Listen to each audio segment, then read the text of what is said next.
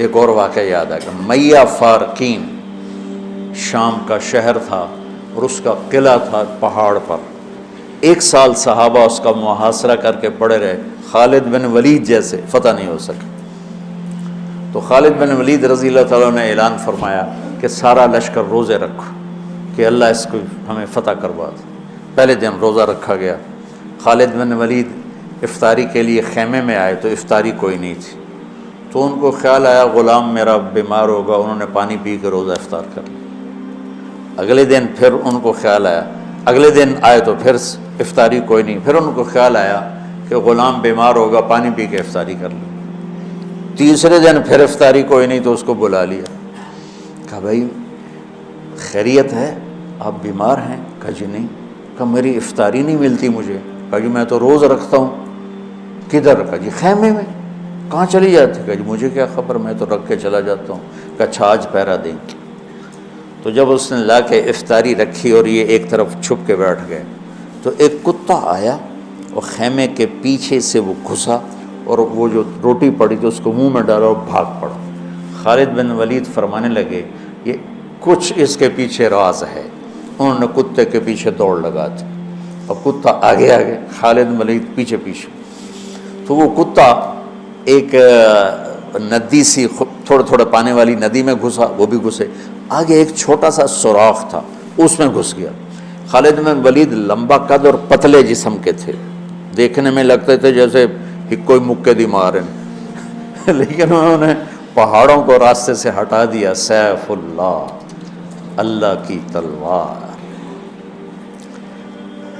زید بن آپ نے موتا کا لشکر بھیجا تو آپ نے کہا تمہارے امیر ہیں زید بن حارثہ، یہ شہید ہو جائیں تو پھر جعفر ہیں آپ کے چچا زاد، یہ شہید ہو جائیں تو پھر عبداللہ بن رواحہ، یہ شہید ہو جائیں تو پھر جس کو چاہو امیر بنا لینا. تو خالد بن ولید رضی اللہ تعالیٰ عنہ کی پہلی جنگ تھی یہ موتا. اسلام لائے اور یہ جنگ پیش آ گئی، صلح حدیبیہ کے بعد کی بات ہے. تو یہ موتا اردن میں ہے، میں وہاں 2-3 دفعہ گیا ہوں، 2 دفعہ گیا ہوں. زید بن حارثہ شہید ہو گئے تو جعفر تیار کیوں کہتے ہیں ان کو؟ کہ ان کو جھنڈا پکڑا تو انہوں نے ہاتھ کاٹ دیا، تو انہوں نے دوسرے ہاتھ میں لے لیا، انہیں وہ ہاتھ کاٹ دیا تو کٹے ہاتھوں سے جھنڈے کو یوں چمٹا لیا، انہیں پیچھے سے کاٹ دیا تو جھنڈا گر گیا. تو اللہ کے نبی مسجد نبوی میں بیٹھے ہوئے تھے اور فرما رہے تھے زید آگے بڑھ رہا ہے اور قتال کر رہا ہے اور وہ قتل ہوا اور وہ گیا جنت میں. پھر آپ نے فرمایا اب جھنڈا جعفر نے اٹھایا ہے اور وہ آگے بڑھا ہے، اس کے دونوں ہاتھ کٹے اور وہ گرا اور وہ گیا جنت میں. اور اس کے دونوں ہاتھوں کے بدلے میں اللہ نے جعفر کو 2 پر دے دیے ہیں جس سے وہ جنت میں اڑتا پھرتا ہے، اس لیے ان کو کہتے ہیں جعفر تیار. یہ اللہ کے نبی کی خوشخبری تھی کہ جعفر کو اللہ نے 2 پر دیے ہیں جس سے وہ جنت میں اڑتا پھرتا ہے. پھر آپ نے کہا اب جھنڈا اٹھایا عبداللہ بن رواحہ نے، وہ آگے بڑھا، قتال کیا، قتل ہوا اور تھوڑے لمحے کے بعد فرمایا وہ گیا جنت میں. جھنڈا گر گیا، اب کوئی اٹھانے کی ہمت نہیں رکھتا.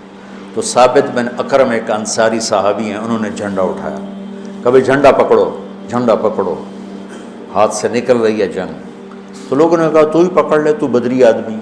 ثابت بن اکرم بدری صحابہ، کہا بھائی میرے بس کا نہیں ہے، کسی اور کو پکڑاؤ. تو افرا تفری میں کس کے منہ سے نکلا خالد کو پکڑاؤ، وہ نہیں پتہ چلا، شور شرابہ تھا. تو کسی نے کہا خالد کو پکڑاؤ، یہ کہنا تھا کہ سب نے کہا خالد کو دو، خالد کو دو. اب اللہ کے نبی خاموشی سے اوپر دیکھ رہے ہیں، ایسے سامنے سناٹا اور ادھر یہ ہو رہا ہے. تو آخر سب نے کہا خالد تو جھنڈا اٹھا. وہ کہنے لگے میں تو نیا مسلمان ہوں اور میری پہلی جنگ ہے، بابا کسی پرانے آدمی کو دو. تو سب کہیں تو ہی لے، تو ہی لے، تو ہی لے. تو خالد نے ایک ہاتھ میں جھنڈا پکڑ کے دوسرے ہاتھ سے جب یوں تلوار لہرائی نا تو میرے نبی نے فرمایا اب اللہ نے اپنی تلواروں میں سے ایک تلوار کو نکال لیا ہے. سیف اللہ، سیف اللہ. اس دن آپ کے ہاتھ سے 9 تلواریں ٹوٹیں لڑتے لڑتے. پھر اللہ نے ان کے ہاتھوں فتح نصیب فرمائی۔ 3000 کے لشکر نے 1,00,000 پہ غلبہ پایا۔ پانی پڑھو۔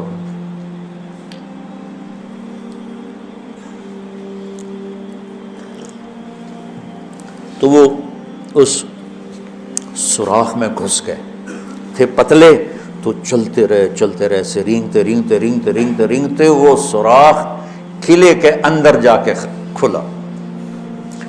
اللہ نے روزے کی برکت سے ایک کتے کے ذریعے سے راستہ دکھا دیا۔